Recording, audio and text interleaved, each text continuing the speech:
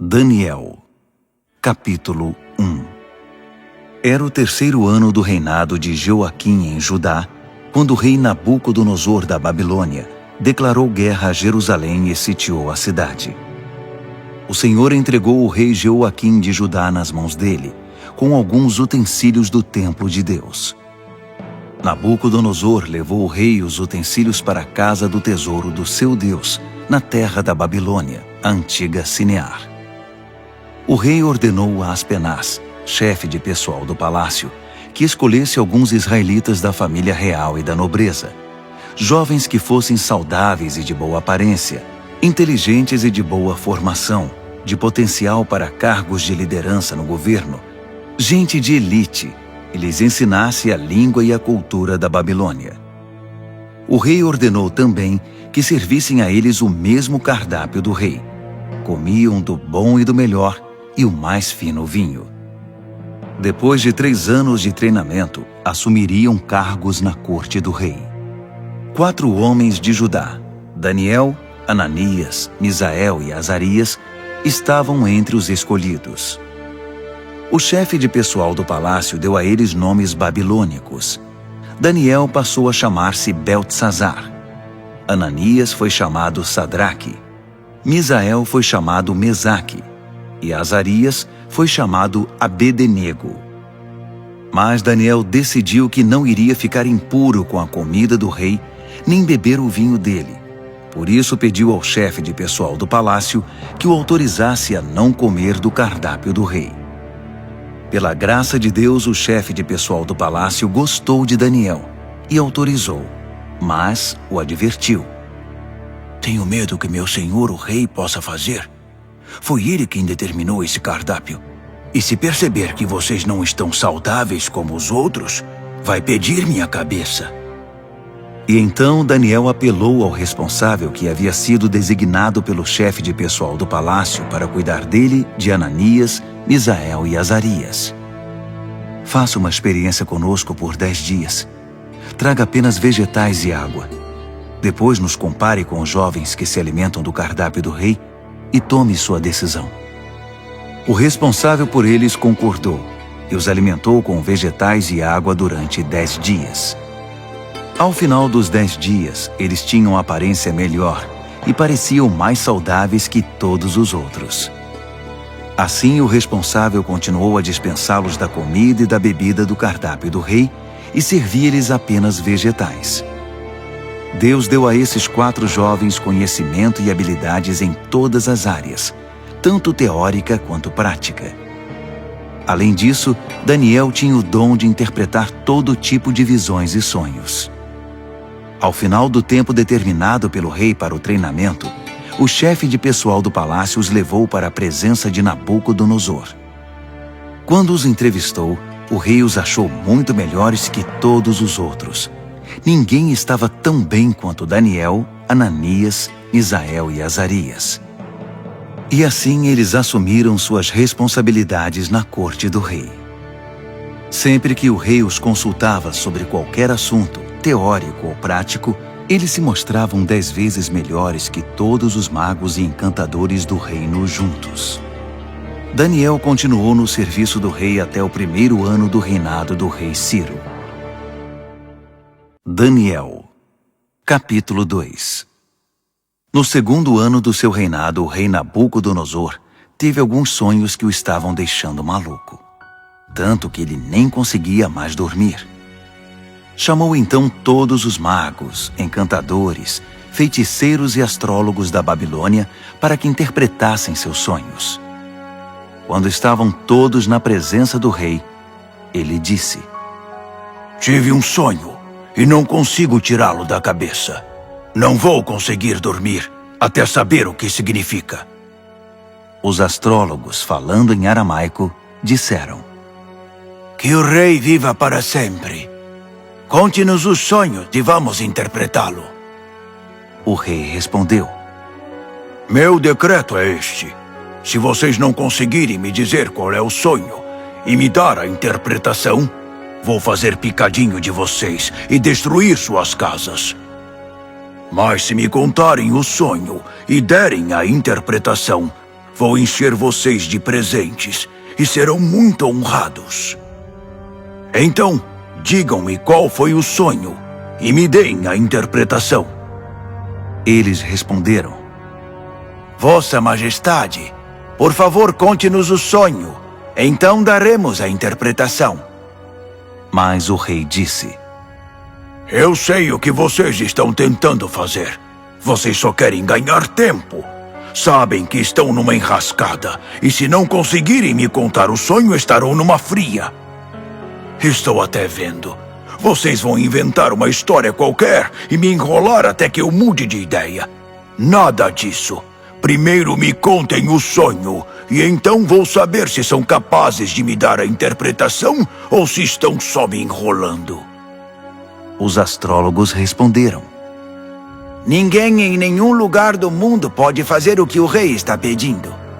E nenhum rei jamais pediu uma coisa dessas a nenhum mago, encantador ou astrólogo.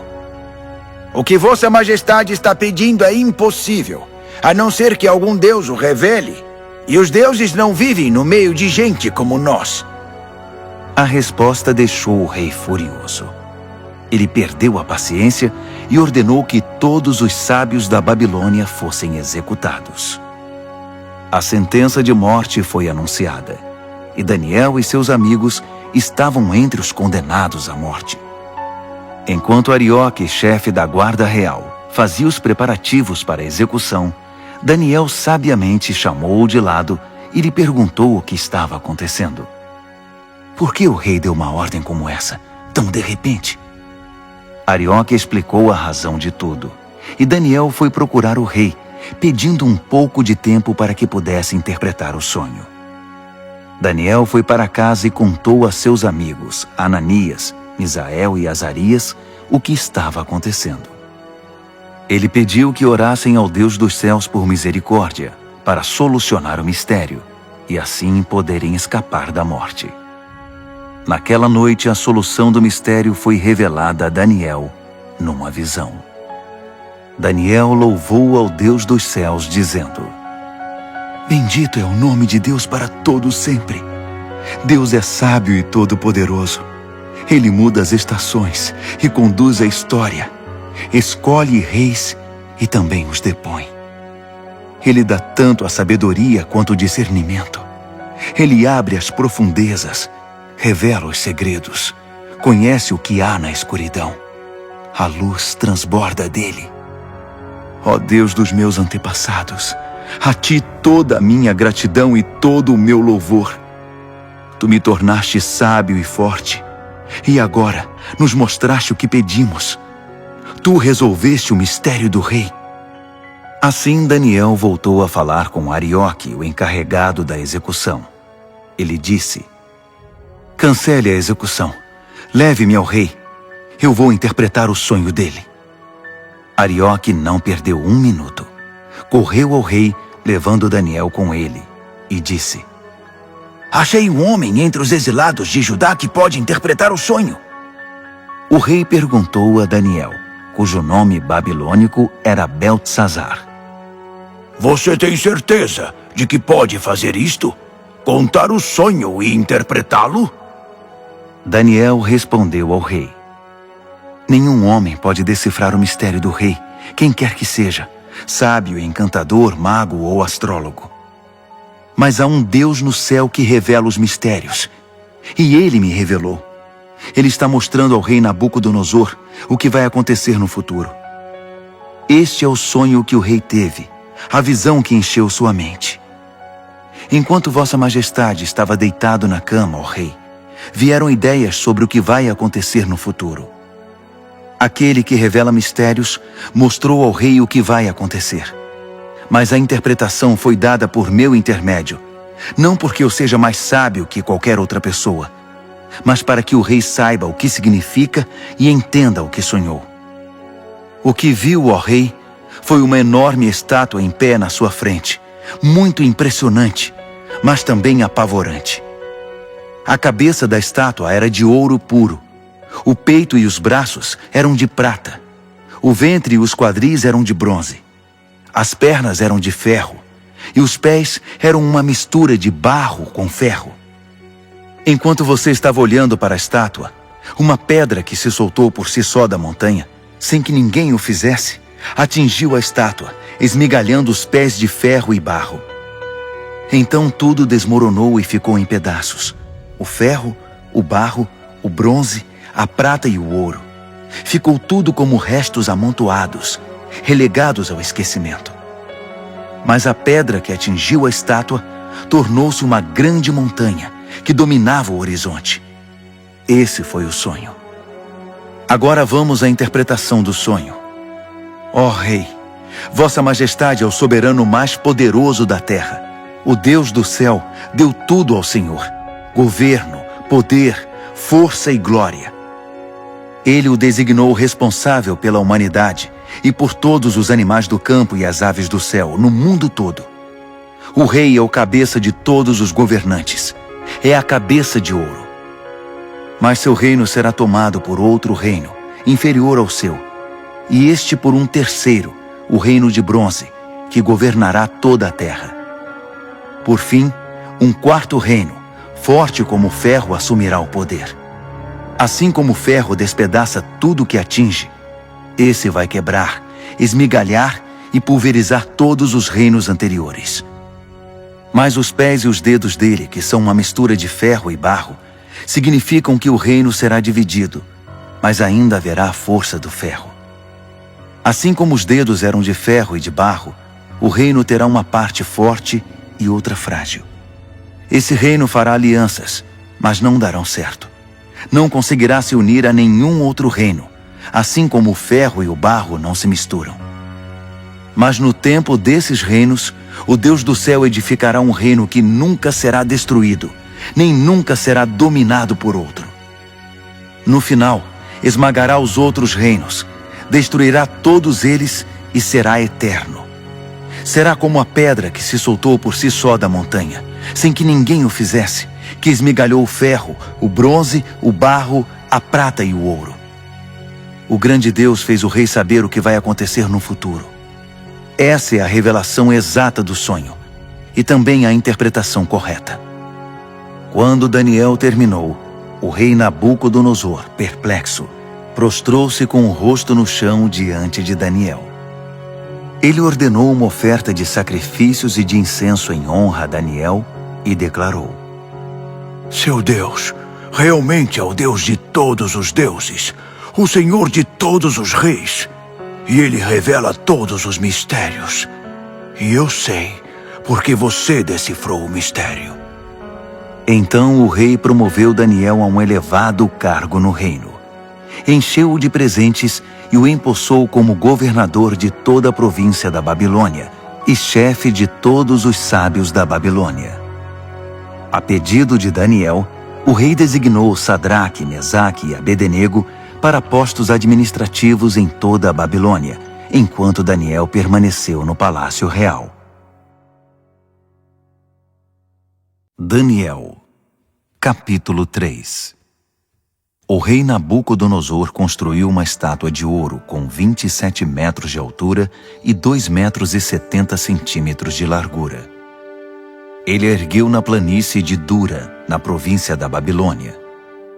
Em seguida ordenou a todos os líderes importantes da província que comparecessem à cerimônia de dedicação da estátua. Todos vieram para a cerimônia e tomaram seus lugares diante da estátua que Nabucodonosor havia erguido. Um arauto apareceu e proclamou em voz alta: Atenção, todos! Ouçam vocês de todas as raças, cores e crenças.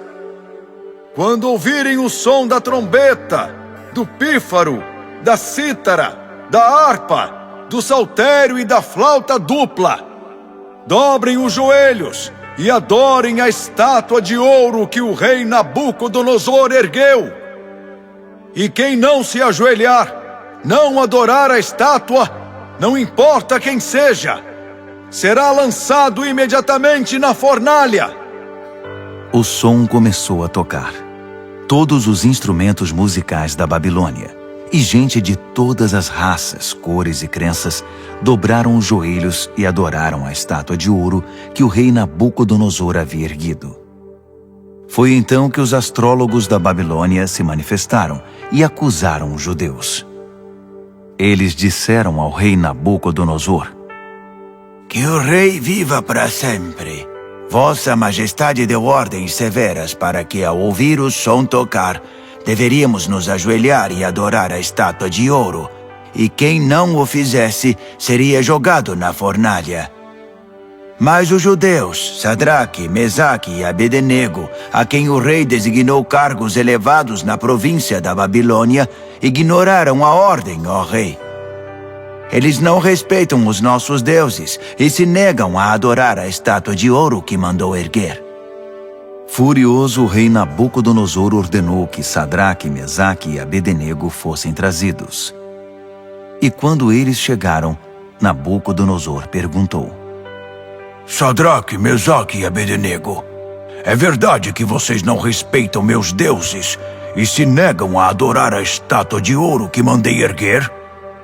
Vou dar a vocês uma segunda chance, mas a partir de agora, quando o som começar a tocar, vocês devem se ajoelhar e adorar a estátua. E se não o fizerem, serão jogados numa fornalha e ponto final. E que Deus vai livrá-los de mim? Sadraque, Mesaque e Abednego responderam: Sua ameaça não nos assusta. Se nos jogar na fornalha, o Deus que servimos pode nos salvar, não só da fornalha, como de qualquer outra coisa. E mesmo que ele não o faça, não importa, ó rei. Ainda assim, não vamos servir aos seus deuses, nem adorar a estátua de ouro que mandou erguer. Nabucodonosor estava prestes a explodir de tanta raiva. Imediatamente ordenou que a fornalha fosse aquecida 7 vezes mais que o normal e que alguns homens fortes do seu exército os amarrassem e os jogassem na fornalha. Sadraque, Mesaque e Abednego, com os pés e mãos amarrados e vestidos em suas roupas, foram jogados na fornalha extremamente quente. Por causa da ordem do rei, a fornalha estava tão quente que só as chamas foram suficientes para matar os homens que carregaram Sadraque, Mesaque e Abednego. E eles acabaram caindo fornalha dentro. De repente, o rei Nabucodonosor levantou-se num salto e perguntou: Não jogamos 3 homens com os pés e as mãos amarrados? Responderam os homens. Isso mesmo, senhor! Exclamou o rei. Vejam! Estou vendo 4 homens andando para lá e para cá no fogo, e eles estão bem. E o 4º homem parece um filho dos deuses. Não é possível. Nabucodonosor foi até a entrada da fornalha ardente e chamou: Sadraque, Mesaque e Abednego, servos do Deus Altíssimo, saiam, venham para cá. E Sadraque, Mesaque e Abednego saíram do meio do fogo. Todos os líderes do governo e os conselheiros do rei se reuniram para examiná-los e viram que o fogo não havia causado nenhum arranhão nos 3, nem um fio de cabelo queimado, nem cheiro de fumaça na roupa deles. Nabucodonosor exclamou: Bendito seja o Deus de Sadraque, Mesaque e Abednego! Ele enviou seu anjo e salvou seus servos. Eles confiaram no seu Deus, a ponto de ignorar as ordens do rei e arriscaram sua vida, mas não serviram nem adoraram outros deuses. Por isso decreto: todo, de qualquer lugar, cor, raça ou crença, que disser alguma coisa contra o Deus de Sadraque, Mesaque e Abednego, será despedaçado, e sua casa será destruída. Nunca houve um Deus que salvasse como esse. Então o rei promoveu Sadraque, Mesaque e Abednego na província da Babilônia. Daniel, capítulo 4. O rei Nabucodonosor a todos, de todas as raças, cores e crenças do mundo. Paz e prosperidade a todos. É um privilégio contar a vocês os grandes milagres que o Deus Altíssimo fez por mim. Seus milagres são impressionantes, e suas maravilhas surpreendentes. Seu reino dura para sempre, e seu governo soberano é eterno. Eu, Nabucodonosor, vivia tranquilo no meu palácio, mas tive um sonho, quase um pesadelo, que me deixou abalado. Mandei buscar todos os sábios da Babilônia para que interpretassem o sonho. Quando todos estavam reunidos, magos, encantadores, astrólogos e adivinhos, contei-lhes o sonho, mas ninguém conseguiu dizer o significado. Mas veio Daniel, um homem cheio do Espírito Santo Divino, e contei a ele o sonho. O seu nome babilônico é Beltesazar, assim chamado em homenagem ao meu Deus. Beltesazar, eu disse, chefe dos magos, sei que você é um homem cheio do Espírito Santo Divino e que não há mistério que você não consiga desvendar. Ouça este sonho que eu tive e interprete-o para mim. Isto foi o que vi deitado na minha cama. Havia uma grande árvore no centro do mundo. Eu olhei e a árvore cresceu, tornando-se maior ainda. Seu topo alcançava o céu e era visto de todos os lugares da terra. Suas folhas eram belas e seus frutos fartos, produzindo comida suficiente para todos. Os animais se abrigavam debaixo dela e as aves faziam ninhos nos galhos. Todo mundo dependia dela. E enquanto eu ainda estava deitado, vi também isto. Um anjo desceu do céu e ordenou: derrubem a árvore, cortem seus galhos, arranquem suas folhas e espalhem seus frutos. Caçem os animais que estão debaixo dela e espantem os pássaros de seus galhos, mas deixem o toco e as raízes presos com ferro e bronze junto à relva do campo. Deixem que ele seja molhado pelo orvalho do céu e se alimente de capim com os animais. Que ele perca a mente humana e seja como um animal, e assim seja até que se passe 7 tempos. Os anjos anunciam esse decreto, as santas sentinelas trazem essa sentença, para que todos que vivem saibam que o Deus Altíssimo tem domínio sobre os reinos dos homens. Ele conduz tudo conforme seu querer, e de gente simples faz poderosos. Isso é o que eu, rei Nabucodonosor, sonhei. Beltesazar, agora é sua vez de interpretar o sonho para mim. Ninguém entre os sábios da Babilônia conseguiu ver sentido algum nele, mas tenho certeza de que você pode interpretá-lo, pois é cheio do Espírito Santo Divino. Daniel, Beltesazar, ficou tão apavorado por um momento que nem conseguia falar. Disse o rei: Beltesazar, fique calmo. Não deixe que o sonho e a interpretação o assustem. Disse Beltesazar: meu senhor, gostaria que esse sonho fosse sobre seus inimigos e a interpretação para seus adversários. A árvore que você viu e que cresceu e ficou tão alta que o topo alcançava o céu, visível dos 4 cantos da terra. A árvore de folhagem viçosa e fartos frutos, suficiente para todos. A árvore sob a qual os animais buscavam refúgio e na qual as aves faziam seus ninhos. É o Senhor, ó Rei. Vossa Majestade é a árvore. Você cresceu e ficou forte. Sua Majestade atinge o céu e seu governo se estende aos 4 cantos da terra. E os anjos que desciam do céu proclamando: derrubem a árvore, destruam-na, mas deixem o toco e suas raízes na terra, presos com ferro e bronze junto à relva do campo. Deixem que ele seja molhado pelo orvalho do céu e que se alimente de grama com os animais durante 7 tempos. Isso, ó Rei, também se refere ao Senhor. Significa que o Deus Altíssimo proclamou uma sentença contra o rei. Será tirado do convívio dos homens e viverá com os animais. Se alimentará de capim como os bois e se molhará com o orvalho do céu. Isso durará 7 tempos, e o Senhor aprenderá que o Deus Altíssimo tem o domínio dos reinos dos homens e conduz tudo conforme seu querer. A parte sobre o toco da árvore e suas raízes que são deixados, significa que seu reino ainda será devolvido, depois que o Senhor reconhecer que é Deus quem tem domínio sobre tudo. Portanto, ó rei, aceite meu conselho. Abandone seus pecados e comece a viver diferentemente. Deixe essa vida de maldades, viva com justiça e cuide dos necessitados e desamparados. Só assim o Senhor continuará a viver tranquilo. Tudo isso aconteceu ao rei Nabucodonosor.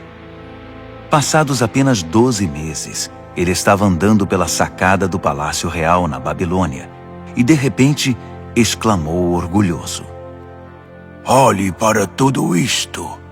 É a grande Babilônia.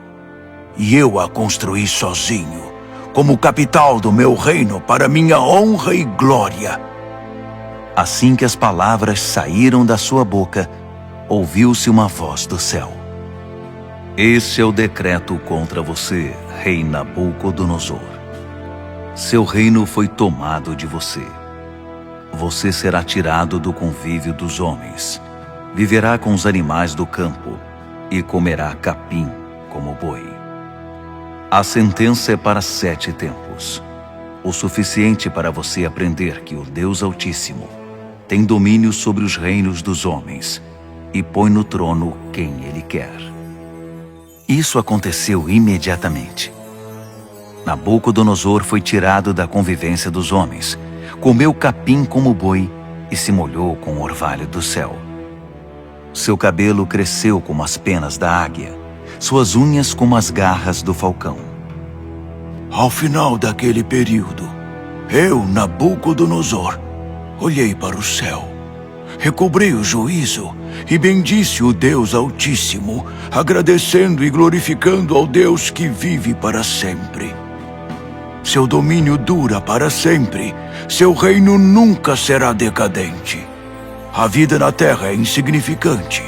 Deus faz tudo conforme seu querer. Ninguém pode opor-se à sua vontade. Ninguém pode questioná-lo ou desafiá-lo.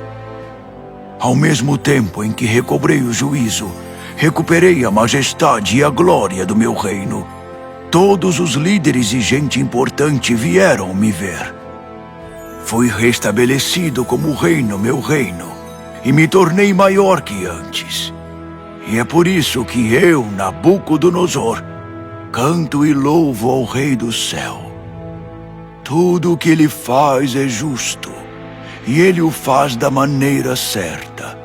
Ele sabe como tratar gente orgulhosa e tem o poder para torná-los humildes. Daniel, capítulo 5. O rei Belsazar convidou Mil de seus nobres para um grande banquete. O vinho era muito bem servido. Então Belsazar, que já estava alto por causa do vinho, ordenou que as taças de ouro e prata que seu pai Nabucodonosor havia tomado do templo de Deus em Jerusalém fossem trazidas para que ele, seus nobres, suas mulheres e concubinas pudessem beber nelas.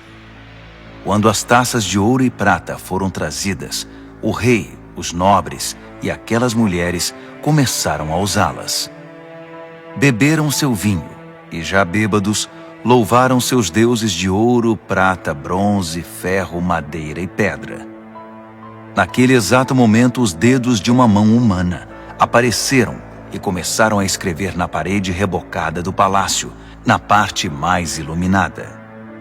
Quando o rei viu a mão escrevendo na parede, ficou pálido, muito assustado. Suas pernas ficaram bambas, tremiam sem parar, e os joelhos batiam um no outro. Ele gritou para que chamassem os encantadores, os astrólogos e os adivinhos, e prometeu: Quem conseguir ler esta escrita na parede e me disser o que significa, será famoso e rico. Ganhará um manto de púrpura e uma bela corrente de ouro, e será o terceiro mais importante do reino. Todos tentaram, mas ninguém conseguiu enxergar um sentido nas palavras escritas na parede. Ninguém conseguia entender o que estava escrito, muito menos interpretá-lo. Então o rei ficou apavorado, pálido, em completo estado de choque. Os nobres também estavam em pânico.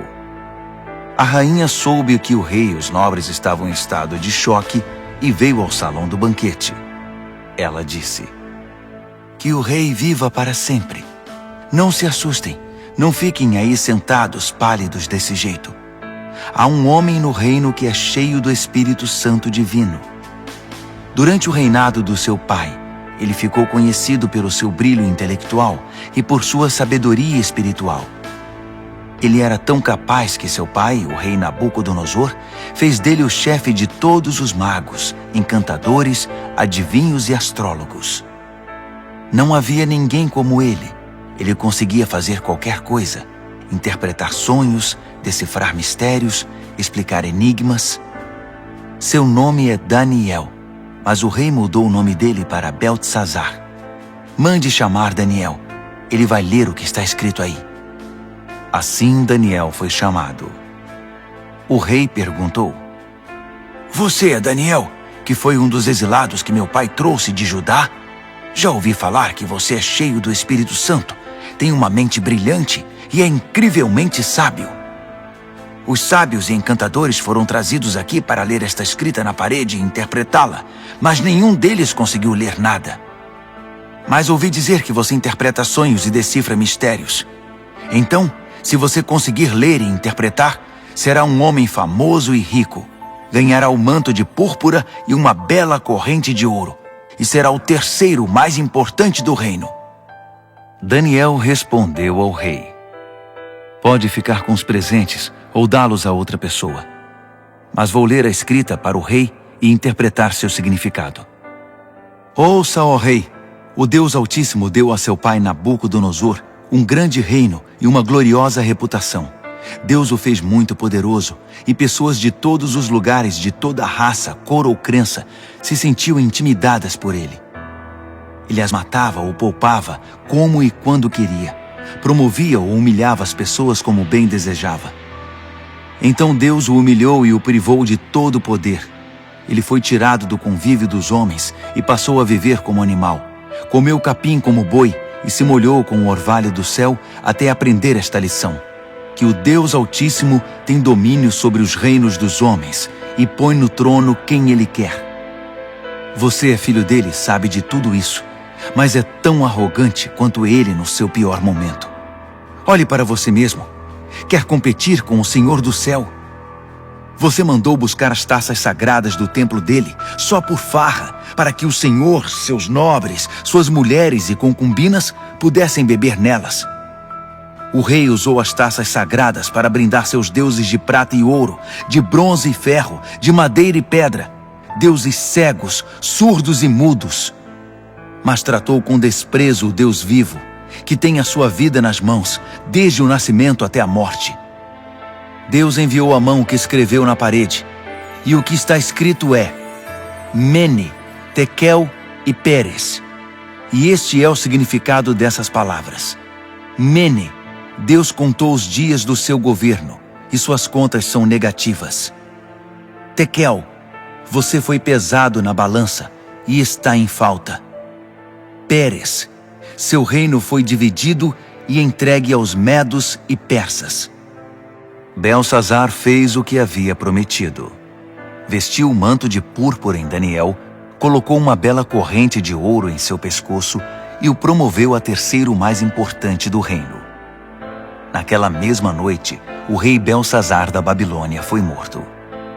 Dario, o Medo, tinha 62 anos quando o sucedeu como rei. Daniel, capítulo 6. Dario reorganizou seu reino. Ele designou 120 governadores para administrar todas as províncias do reino. Sobre eles havia 3 ministros, e um deles era Daniel. Os governadores se dirigiam aos ministros, que tinham a responsabilidade de manter tudo em ordem. Mas Daniel era cheio de vitalidade e tinha uma inteligência tão superior aos outros ministros e governadores que o rei decidiu designá-lo responsável por todo o reino. Os ministros e governadores se reuniram para ver se descobriam algum ponto fraco de Daniel que pudesse usar contra ele, mas não conseguiram nada. Ele era exemplar e absolutamente confiável. Não conseguiram achar nenhuma evidência de negligência ou má conduta. Após inúmeras tentativas, desistiram e disseram: Nunca vamos descobrir nada contra esse Daniel, a não ser que inventemos alguma acusação e tramemos algo contra ele. Assim, os ministros e governadores tramaram contra ele e foram ao rei dizer: Rei Dario, que viva para sempre! Nós, ministros, governadores e todos os principais oficiais, nos reunimos e concordamos em que o rei deveria promulgar o seguinte decreto: durante os próximos 30 dias, ninguém deve orar a nenhum outro deus ou homem exceto ao rei. Qualquer um que desobedecer será lançado na cova dos leões. Promulgue esse decreto ao rei e assine-o para que seja revogável, com inscrição em pedra, conforme todas as leis dos medos e dos persas. E o rei Dario assinou o decreto. Daniel soube que esse decreto havia sido promulgado, mas continuou a orar como sempre fazia. Sua casa tinha janelas no andar de cima, voltadas para Jerusalém. 3 vezes ao dia, ele se ajoelhava ali em oração, agradecendo e louvando a Deus. Os conspiradores vieram e o viram orando, pedindo a ajuda de Deus. Imediatamente foram ao rei e o lembraram do decreto. O rei não assinou uma lei proibindo qualquer pessoa de orar a qualquer deus ou homem, exceto ao rei durante 30 dias? E qualquer pessoa que fosse apanhada fazendo isso seria jogada na cova dos leões? O rei confirmou: Com certeza, como inscrição em pedra, conforme todas as leis dos medos e dos persas. Então eles disseram: Daniel é um dos exilados judeus. Ignora sua ordem e desafia sua lei. Ele ora 3 vezes ao dia. O rei ficou desconcertado e tentou de todas as formas livrar Daniel da complicação em que o havia colocado. Ele pensou nisso o dia todo. Mas os conspiradores voltaram. Lembre-se, ó rei, é uma lei conforme todas as leis dos medos e dos persas. Irrevogável. O rei cedeu e ordenou que Daniel fosse trazido e jogado na cova dos leões. Mas ele disse a Daniel: Seu Deus, a quem você é tão leal, vai livrar você desta situação. Uma pedra foi colocada sobre a entrada da cova. O rei selou a pedra com seu anel e com os anéis de todos os seus nobres, porque não podia ser revogado. O rei voltou para o palácio, mas não comeu nem conseguiu dormir. Passou a noite preocupado. Ao romper do dia, ele se levantou e foi depressa à cova dos leões. Quando chegou perto, chamou o aflito: Daniel, servo do Deus Altíssimo! Será que seu Deus, a quem você serve tão fielmente, livrou você dos leões? Daniel respondeu: Que o rei viva para sempre! Meu Deus enviou seu anjo que fechou a boca dos leões para que não me fizessem nenhum mal. Fui considerado inocente diante de Deus e também diante do Senhor, ó rei, pois não fiz mal algum ao Senhor. Quando o rei ouviu essas palavras, ficou muito feliz. Ele ordenou que Daniel fosse retirado da cova. Depois que ele saiu, verificou-se que não havia nenhum arranhão sequer. Ele havia confiado em seu Deus. Então o rei ordenou que os conselheiros que tinham conspirado contra Daniel fossem jogados na cova dos leões, com suas mulheres e filhos. Antes mesmo de chegar ao fundo da cova, os leões já os agarraram e os despedaçaram. O rei Dario divulgou esta proclamação a todos na terra, de qualquer raça, cor e crença. A paz esteja com vocês. Muita paz. Decreto que o Deus de Daniel seja adorado e temido em todo o meu reino. Ele é o Deus vivo e permanece para sempre. Seu reino nunca é destruído. Seu governo continua eternamente. Ele é o Salvador e o Redentor. Ele realiza milagres impressionantes nos céus e na terra. Ele livrou Daniel do poder dos leões. Daniel foi muito bem tratado no restante do reinado de Dario e também no reinado seguinte, de Ciro, o persa.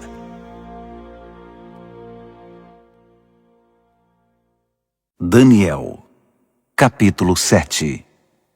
No primeiro ano do rei Belsazar da Babilônia, Daniel teve um sonho.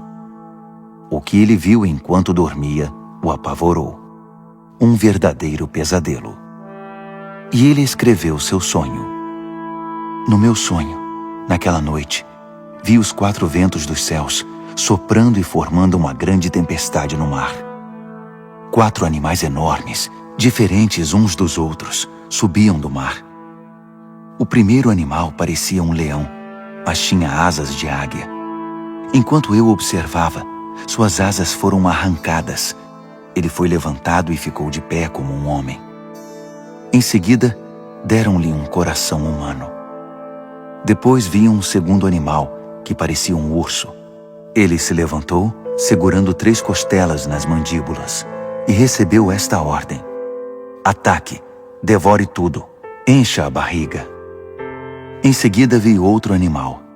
Parecia um leopardo. Tinha 4 asas como de pássaro nas costas. Esse animal tinha 4 cabeças e recebeu autoridade para governar. Depois disso, um 4º animal apareceu no meu sonho. Esse era apavorante, medonho. Tinha enormes dentes de ferro, triturava e devorava suas vítimas. Qualquer coisa que sobrava no chão, ele pisava e esmagava.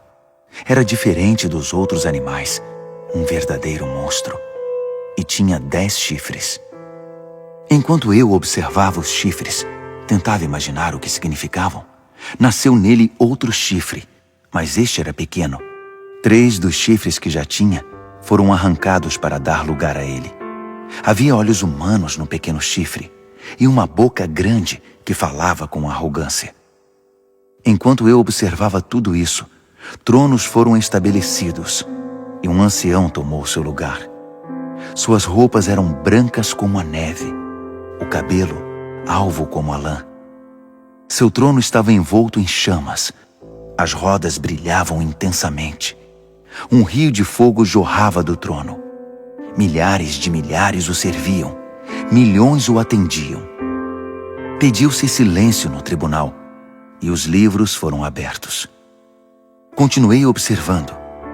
O chifre pequeno falava com arrogância e enquanto eu observava, o monstro foi morto e seu corpo foi lançado no fogo. Os outros animais viveram ainda algum tempo, mas não fizeram nada, não tinham poder para governar. Meu sonho continuou. Então vi alguém, um filho de homem, chegando no meio de nuvens. Ele se aproximou do ancião e foi apresentado a ele. Ele recebeu poder para governar, toda a glória da realeza. Todas as raças, cores e crenças lhe serviram e o adoraram. Seu reinado será para sempre, não terá fim. Seu governo real nunca será destruído. Mas quanto a mim, Daniel, fiquei perturbado. As visões me deixaram apavorado. Por isso eu me aproximei de alguém que estava perto e perguntei o significado de tudo aquilo. E ele me deu a interpretação. Esses 4 animais enormes, disse ele, significam 4 reinos que aparecerão na terra. Mas a certa altura, o povo santo do Deus Altíssimo receberá o reino e o manterá para sempre. Sim, para sempre. Mas eu queria saber mais. Estava curioso sobre o 4º animal, aquele que era tão diferente dos outros, o monstro medonho com os dentes de ferro e garras de bronze, que engolia o que despedaçava e pisoteava tudo o que via pela frente. E eu queria saber também a respeito dos 10 chifres e do chifre pequeno que nasceu, ocupando o lugar de 3 dos primeiros chifres. Esse novo chifre tinha olhos e com sua boca grande falava de forma arrogante, dominando os outros chifres. Observei que esse chifre fazia guerra contra o santo povo de Deus e levava vantagem sobre eles. Mas o ancião interveio e decidiu a favor do povo do Deus Altíssimo. No final, o povo santo de Deus assumiu o controle do reino. A pessoa que estava perto de mim explicou: o quarto animal é o quarto reino que aparecerá na terra. Será diferente dos 3 primeiros, um reino monstruoso que devorará e pisoteará todos à sua volta. Os 10 chifres são 10 reis, um após o outro, que procederão desse reino. Mas então, outro rei aparecerá. Ele será diferente dos reis anteriores. Começará derrubando os outros reis e blasfemando contra o Deus Altíssimo. Ele perseguirá os seguidores do Deus Altíssimo e tentará eliminar a adoração sagrada e a prática da justiça. O santo povo de Deus será perseguido por ele durante um tempo, 2 tempos e meio tempo. Mas quando for feito silêncio no tribunal, o chifre não terá mais o seu poder e será destruído definitivamente. O governo real, a autoridade e a glória de todos os reinos debaixo do céu serão entregues ao povo do Deus Altíssimo, e esse governo durará para sempre. Todos os outros governantes irão servir e prestar obediência a ele. O sonho acabou assim, e eu, Daniel, continuei chocado, como alguém que tinha acabado de ver um fantasma, mas guardei tudo para mim. Daniel, capítulo 8. No 3º ano do reinado de Belsazar, eu, Daniel, tive outra visão. Era a 2ª visão. Nessa visão, eu me vi em Suzã, a capital da província de Elão, diante do canal Ulai. Ao olhar em volta, fiquei surpreso de ver um carneiro diante de mim. O carneiro tinha 2 chifres enormes, um maior que o outro, mas o chifre maior foi o último a aparecer. Fiquei observando enquanto o carneiro avançava, primeiro para o oeste, depois para o norte e então para o sul. Nenhum animal conseguia enfrentá-lo. Ele fazia o que queria e, todo arrogante, posava de rei dos animais. Enquanto eu observava, tentando entender o significado de tudo aquilo, vi também um bode que tinha um enorme chifre no meio da testa. Ele vinha do oeste e percorreu toda a terra, sem tocar o solo uma única vez. O bode aproximou-se do carneiro de 2 chifres que eu tinha visto antes diante do canal e o atacou ferozmente. Observei enquanto ele, louco de raiva, atacava o carneiro. A violência era tanta que ele lhe quebrou os 2 chifres. O carneiro não conseguiu resistir. O bode o derrubou e o pisoteou. Nada pôde salvar o carneiro. Então o bode tornou-se cada vez mais arrogante, e no auge do poder, seu chifre imenso se quebrou, e 4 outros chifres enormes surgiram no lugar, apontando para o norte, o sul, o leste e o oeste. De um desses grandes chifres surgiu outro chifre pequeno, mas o seu poder cresceu até atingir o sul e o leste, e a querida terra prometida. Cresceu tanto que atingiu as estrelas, o exército celestial, e lançou algumas delas na terra e as pisoteou. Ele ousou até desafiar o poder de Deus, o príncipe do exército celestial. Ele acabou com a adoração diária e profanou o santuário. Como castigo pelos seus pecados, o santo povo de Deus também foi atacado por ele. O chifre desprezou a verdade de Deus. Extremamente arrogante, dominou tudo o que via pela frente. Naquele momento ouvi 2 anjos conversando. O primeiro perguntou: quanto tempo vai durar isso? Sem adoração diária, esse castigo devastador pelo pecado? E o povo de Deus e o santuário vão continuar sendo desprezados e pisoteados? O outro respondeu: um período de 2.300 tardes e manhãs. Então, o santuário será restaurado. Enquanto eu, Daniel, estava tentando encontrar um sentido no que via, uma figura humana apareceu diante de mim. Ouvi uma voz de homem que vinha do canal de Ulai e chamava: Gabriel, diga a este homem o que está acontecendo. Explique a visão a ele. Ele veio até mim, mas quando se aproximou, fiquei aterrorizado e me prostrei com o rosto em terra. Ele disse: Entenda que esta visão diz respeito ao final dos tempos. Assim que ele falou, eu desmaiei, com o rosto no chão. Mas ele me despertou e me levantou. Ele continuou: vou contar a você o que vai acontecer nos dias de juízo, pois haverá um fim para tudo isso. O carneiro de 2 chifres que você viu representa os 2 reis dos Medos e dos Persas. O bode representa o reino dos gregos, e o chifre enorme na testa dele é o primeiro rei. Os 4 chifres que surgiram no lugar dele, depois que foi quebrado, são os 4 reis que virão depois dele, mas sem o mesmo poder. Quando o reinado deles estiver no fim e as rebeliões se intensificarem, surgirá um rei cruel, um mestre da maldade. Seu poder aumentará imensamente. Ele será arrogante, de fala autoritária, fazendo exatamente o que quer. Derrubará poderosos e santos por todos os lados. Suas ações criminosas vão se multiplicar. E como vão? Ele vai achar que é invencível e vai se livrar de todos os que cruzarem seu caminho. Mas quando enfrentar o príncipe dos príncipes, será esmigalhado, mas não por mãos humanas. A visão das 2.300 tardes e manhãs é precisa, mas confidencial. Então, mantenha-a em segredo. Refere-se ao futuro distante. Eu, Daniel, acabado, esgotado por alguns dias, finalmente encontrei forças para voltar ao trabalho e tratar dos negócios do rei. Mas continuei apavorado com a visão, pois não conseguia entender coisa alguma. Daniel, capítulo 9. Dario, filho de Xerxes, da linhagem dos Medos, tornou-se rei da Babilônia. No primeiro ano do seu reinado, eu, Daniel, meditava nas Escrituras, e de acordo com a mensagem do Eterno ao profeta Jeremias, Jerusalém teria de ficar em ruínas durante 70 anos. Recorri ao Senhor Deus em busca de uma resposta. Orava com dedicação e sinceridade, jejuava, vestia pano de saco e me ajoelhava nas cinzas.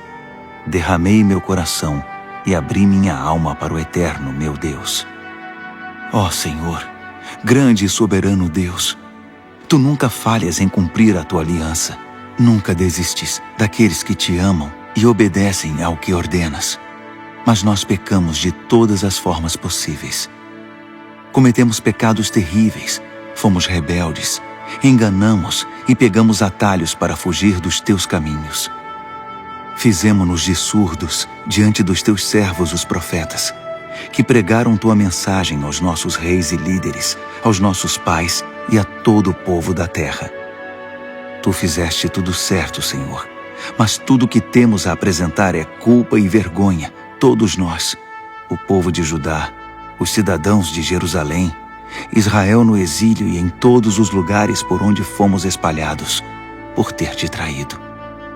Ah, sim, fomos envergonhados publicamente, todos nós, nossos reis, líderes, pais, diante do mundo.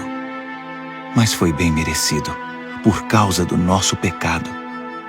A Tua compaixão é nossa única esperança, ó Senhor, o nosso Deus, porque na nossa rebeldia abrimos mão dos nossos direitos.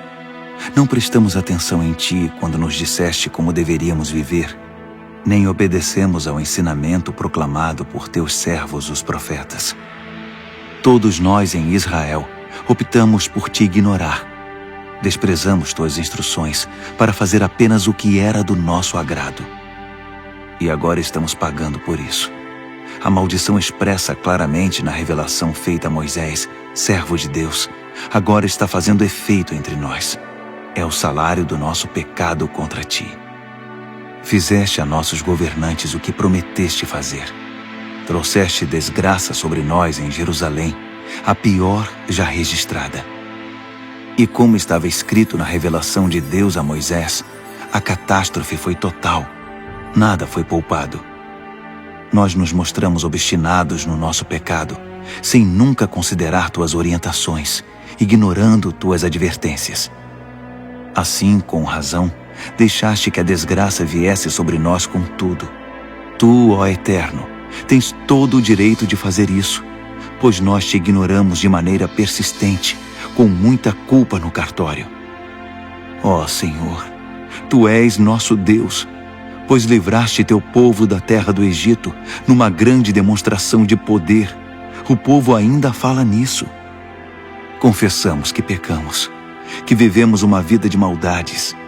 Como sempre tens agido, consertando as coisas e endireitando as pessoas. Por favor, afasta Tua grande ira contra Jerusalém, que é a Tua cidade, Teu santo monte. Sabemos que foi por culpa nossa que isso aconteceu. Tudo por causa do nosso pecado e do pecado de nossos pais. E agora, estamos envergonhados diante de todos. Somos motivo de zombaria na nossa vizinhança. Por isso, ouve, ó Deus, esta oração sincera do Teu servo. Tem misericórdia do Teu santuário arruinado. Age de acordo com o que és, não segundo o que somos.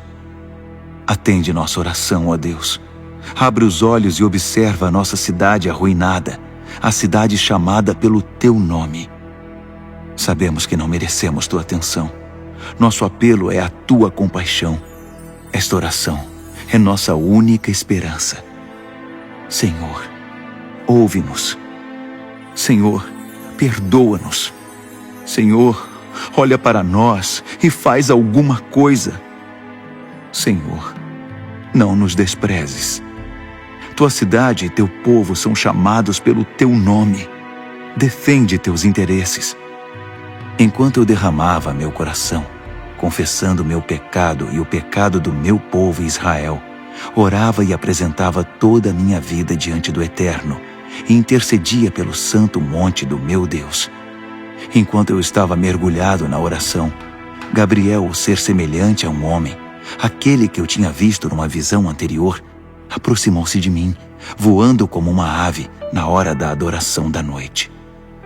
Ele se pôs diante de mim e disse: Daniel, vim esclarecer as coisas. Assim que você começou sua oração, a resposta foi dada, e agora estou aqui para entregá-la. Você é muito amado, por isso, ouça com cuidado para entender o significado da revelação. 70 semanas estão decretadas para seu povo e sua santa cidade, como forma de conter a rebelião, dar fim ao pecado, arrancar o crime pela raiz, estabelecer a justiça para sempre, cumprir a profecia e ungir o lugar santíssimo. Aqui está o que você precisa entender. Desde o momento em que a ordem for dada para a reconstrução de Jerusalém, até a vinda do líder ungido, haverá 7 semanas. A reconstrução levará 62 semanas, incluindo a construção de ruas e muros. Serão tempos difíceis. Depois das 62 semanas, o líder ungido será morto. É o seu fim. A cidade e o santuário serão arruinados pelo exército do novo líder que chegar. O fim virá de repente, como uma onda enorme. Haverá guerras até o fim, e a desolação estará na ordem do dia. Então, no período de 1 semana, ele fará muitas alianças importantes. Mas na metade dessa semana, ele acabará com a adoração e as orações. No lugar da adoração, irá se instalar a besta da profanação, que permanecerá ali até finalmente ser destruída. Daniel, capítulo 10. No 3º ano do reinado de Ciro, rei da Pérsia, uma mensagem veio a Daniel, cujo nome babilônico era Beltesazar. A mensagem era verdadeira e falava de uma grande guerra. Ele entendeu, pois seu significado veio por revelação. Durante aqueles dias, eu, Daniel, guardei luto por Jerusalém durante 3 semanas. Comi apenas comida simples, sem tempero, e não comi carne nem bebi vinho. Não tomei banho nem me barbeei até que tivessem passado as 3 semanas. No dia 24 do 1º mês, eu estava de pé diante do grande rio, o Tigre. Levantei os olhos e, para minha surpresa, vi um homem vestido de linho, com um cinto de ouro puro na cintura. Seu corpo brilhava como se fosse esculpido de pedra preciosa. A face era radiante e os olhos, vivos e penetrantes como tochas. Os braços e pernas reluziam como bronze polido e sua voz soava como um grande coral. Eu, Daniel, fui o único a vê-lo. Os homens que estavam comigo, embora não estivessem vendo, foram tomados de medo e correram para se esconder, temendo o pior. Quando fiquei sozinho depois dessa visão, abandonado pelos meus amigos, meus joelhos ficaram bambos e o rosto pálido, sem força nenhuma. Quando ouvi o som da sua voz, não resisti e desmaiei. Caí com o rosto no chão. Mas uma mão me tocou e me pôs sobre as mãos e os joelhos. Daniel, ele disse, homem de valor, Deus ama você demais. Levante-se e preste muita atenção à minha mensagem. Fui enviado para falar dela a você. Quando ele disse isso, eu me levantei, mas não conseguia parar de tremer. Fique tranquilo, ele continuou. Não tenha medo. Quando você decidiu se humilhar para receber entendimento, sua oração foi ouvida, e eu me dispus a vir até aqui. Mas fui impedido pelo anjo, que é o príncipe do reino da Pérsia, e isso me atrasou por 3 semanas.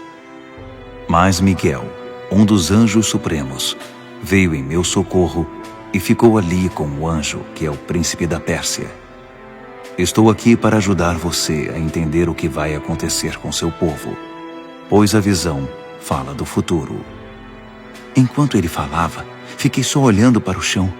Não conseguia dizer nada. E fui surpreendido por algo parecido com uma mão humana que me tocou os lábios. Então abri a boca e comecei a falar. Quando vi, fiquei apavorado. Minhas pernas ficaram bambas. Eu não conseguia me mexer. Como é possível que eu, um humilde servo, fale com alguém como o Senhor? Estou completamente paralisado. Mal consigo respirar. Aquele ser, que parecia humano, me tocou outra vez e me deu forças. Ele disse, não tenha medo. Fique em paz. Você é amado demais. Tudo vai ficar bem. Tenha coragem. Seja forte. Enquanto ele ainda falava, veio-me coragem e retomei as forças. Então eu disse, pode falar, porque o Senhor me deu forças. Ele disse, você sabe por que vim aqui? Preciso voltar para lutar contra o anjo que é o príncipe da Pérsia. E depois que eu o tirar do caminho, chegará o anjo que é o príncipe da Grécia. Mas antes deixe-me contar a você o que está escrito no livro da verdade. Ninguém me ajuda na minha luta contra esses seres, a não ser Miguel, o anjo, que é o príncipe de vocês. Daniel, capítulo 11. Eu tenho ajudado da melhor maneira possível, desde o primeiro ano do reinado de Dario, rei dos Medos. Mas agora deixe-me dizer como estão as coisas. Outros 3 reis da Pérsia aparecerão, e depois deles um 4º rei, que será muito mais rico que os outros. Quando ele achar que já tem poder suficiente, ganho com sua riqueza, declarará guerra contra o reino da Grécia. Nesse momento, aparecerá um rei poderoso, que dominará um enorme território e conduzirá tudo como bem entender. Mas no auge do seu poder, quando tudo estiver aparentemente bem, seu reino se dividirá em 4 partes, norte, sul, leste e oeste. Mas seus herdeiros não receberão nada. Não haverá continuidade do poder, pois outros o tomarão. Em seguida o rei do sul se fortalecerá, mas um dos seus príncipes será mais forte que ele e governará um território ainda maior. Depois de alguns anos os dois se tornarão aliados, e a filha do rei do sul se casará com o rei do norte para consolidar o acordo. Mas a influência dela enfraquecerá e seu filho não sobreviverá. Ela, seus servos, seu filho e seu marido serão traídos. Algum tempo depois, alguém da família real aparecerá e assumirá o trono.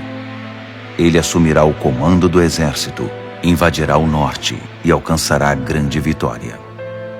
Ele tomará os deuses de metal deles e todos os utensílios de ouro e prata que os acompanham e os levará para o Egito. Passado algum tempo, o rei do norte se recuperará e invadirá a terra do rei do sul, mas não terá sucesso. Terá de bater em retirada. Mas seus filhos formarão um exército gigante e descerão como uma inundação, um ataque impetuoso sobre as defesas do sul. Furioso, o rei do sul sairá e enfrentará o rei do norte, que estará à espera com seu enorme exército, mas, apesar disso, será derrotado. Enquanto os cadáveres são tirados do campo, o rei, com muita sede de sangue, sairá massacrando dezenas de milhares. Mas sua vitória não vai durar muito, pois o rei do norte reunirá um exército ainda maior que o anterior, e depois de alguns anos, voltará à batalha com inúmeros soldados, muito arsenal e provisões inesgotáveis. Naqueles dias, muitos outros se engajarão na batalha contra o rei do sul. Revoltosos do seu próprio povo, embriagados por sonhos de poder, se ajuntarão a eles, mas acabarão frustrados. Quando o rei do norte chegar, fará rampas de cerco e conquistará a cidade fortificada.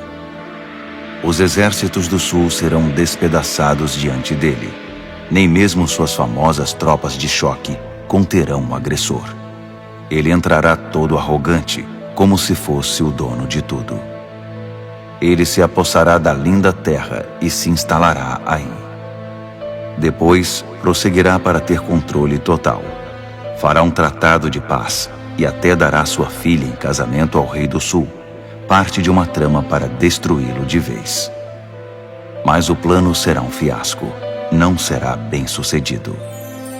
Mais tarde, voltará sua atenção para as regiões costeiras e fará inúmeros prisioneiros. Mas um general intervirá e dará um basta às suas ameaças. Quem metia medo ficará amedrontado. Ele voltará para casa e passará a cuidar dos próprios negócios. Mas a essa altura já estará acabado e logo já não se ouvirá mais falar dele. Ele será sucedido por um perdedor, já com seu governo, sua reputação e sua autoridade em frangalhos. Por isso não durará muito, sairá da história rapidamente, sem nem mesmo ter lutado. Seu lugar será preenchido por um sujeito desprezado e desprezível. Mas ele surpreenderá todos, saindo como que do nada e se apossando do reino. Ele avançará como um rolo compressor, e até o príncipe da aliança será esmagado. Depois de negociar um cessar-fogo, ele violará as condições. Que traidor! Com alguns poucos comparsas, assumirá o controle total. Ele invadirá as províncias mais ricas, quando elas menos esperarem. Ultrapassará todos seus antepassados. Prenderá e saqueará. Viverá com seus amigos num luxo desmedido. Ele fará planos contra as cidades fortificadas, mas não será por muito tempo. Ele ajuntará um grande exército muito bem armado para combater o rei do sul. Em resposta, o rei do sul manterá seu exército, ainda maior, a postos, pronto para a batalha. Mas não será capaz de sustentar essa condição por muito tempo, em razão das intrigas nas próprias fileiras. Sua corte estará minada por tramas e conspirações. Assim seu exército será esmagado, e o campo de batalha ficará coberto de cadáveres. Os dois reis, ambos com planos maldosos um contra o outro, vão se sentar à mesa de conferências e negociarão seus engodos. Nada resultará desse tratado, que não passará de um emaranhado de mentiras. Mas ainda não é o fim. A história não acabou. O rei do norte irá para casa carregado de despojos, mas sua mente estará voltada para a destruição da Santa Aliança, enquanto estiver passando pela terra a caminho de casa. Um ano mais tarde, ele comandará nova invasão ao sul. Mas a segunda invasão não será como a primeira. Quando os navios romanos chegarem, ele dará meia volta e retornará para casa. Mas ao passar pela terra, seu ódio contra a Santa Aliança será despertado. Ele fará acordo com todos os que se dispuserem a trair a Santa Aliança, tomando o partido deles. Suas forças entrarão marchando e profanarão o santuário e a cidadela. Eles irão banir a adoração diária, substituindo-a pela besta da profanação. O rei do norte honrará os que traírem a Santa Aliança, corrompendo-os ainda mais com sua conversa sedutora. Mas os que forem leais a Deus tomarão posição firme a favor de Deus. Os que mantiverem o bom senso ensinarão o bem às multidões pelo exemplo. Eles serão submetidos a provas terríveis durante um certo período. Alguns serão mortos, outros queimados, alguns exilados, outros roubados. Quando a prova for muito difícil, receberão alguma ajuda, mas não muita. E muitos dos pretensos ajudadores se portarão com indiferença. A provação refinará e purificará os que mantiverem o bom senso e permanecerem leais, porque há ainda mais por vir. Enquanto isso, o rei do norte estará agindo sem impedimento. Ele se levantará a uma posição superior à de qualquer deus, e até mesmo ousará desafiar o Deus dos deuses. Por um tempo isso será tolerado, até que se complete esse tempo de juízo. Pois o que foi decretado precisa ser cumprido. Ele não terá respeito algum pelos deuses dos seus antepassados, nem mesmo pelo Deus predileto das mulheres. Desprezando qualquer Deus, o rei do norte se inchará de orgulho e se achará maior que todos eles. Ele chegará a ponto de desprezar o Deus dos santos, e no lugar em que Deus é adorado, colocará em exibição, com generoso ornamento de prata, ouro e pedras preciosas, um Deus novo, do qual nunca se ouviu falar. Marchando sob a bandeira desse Deus estranho, ele atacará as principais fortalezas. Promoverá todos os que seguirem esse Deus, dando a eles cargos importantes e recompensando-os com concessões de terras. Na conclusão dessa história, o rei do sul o enfrentará, mas o rei do norte se lançará contra ele como um furacão, com seus carros e cavalos e uma grande frota de navios, e varrerá tudo que estiver no seu caminho. Ao entrar na linda terra, as pessoas cairão diante dele como peças de dominó. Só Edom, Moabe e alguns amonitas escaparão. Ele vai avançar, dominando país após país. Nem o Egito escapará. Ele confiscará o ouro, a prata e todos os bens valiosos do Egito. Os líbios e os etíopes cairão com ele. Mas nesse momento, relatos perturbadores virão do norte e do leste e o farão entrar em pânico. Furioso, ele se apressará em suprimir a ameaça. Mas assim que armar suas tendas entre o mar Mediterrâneo e o Monte Santo, inúmeras tendas reais, ele encontrará seu fim. E não haverá uma alma viva por perto para ajudá-lo. Daniel, capítulo 12. Esse será o momento quando Miguel, o grande anjo, que é o príncipe defensor do seu povo, entrará em cena. Será um tempo de desgraça, a pior desgraça que o mundo já conheceu. Mas seu povo será salvo da desgraça, todos os que tiverem um nome escrito no livro. Uma grande multidão, composta daqueles que já morreram e foram sepultados, acordará. Alguns para a vida eterna, outros para a vergonha eterna. Homens e mulheres que viveram de forma sábia e justa brilharão como a noite sem nuvens, repleta de estrelas. E os que conduziram outras pessoas ao caminho certo brilharão como estrelas para sempre. Este é um relato confidencial, Daniel, para seus olhos e ouvidos somente. Mantenha-o em segredo. Guarde o livro fechado à chave até o final. Nesse ínterim, haverá uma busca frenética para se tentar entender o que está acontecendo. Enquanto eu, Daniel, ouvia tudo isso, apareceram 2 seres, um do lado do rio em que eu estava e o outro do outro lado.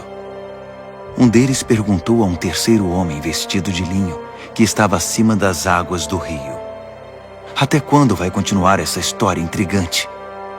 O homem vestido de linho, que estava acima das águas do rio, levantou as mãos para o céu. Ouvi quando ele jurou solenemente pelo Eterno que seria um tempo, 2 tempos e meio tempo, e que quando o opressor do povo santo fosse derrubado, a história chegaria ao seu final. Ouvi tudo isso claramente, mas não entendi. Por isso perguntei: Senhor, pode me explicar isso? Continue a fazer o que está fazendo, Daniel.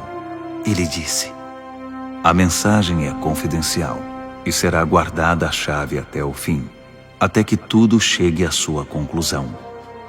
O povo será purificado e renovado, mas os maus continuarão sendo maus, sem ter a menor ideia do que está acontecendo.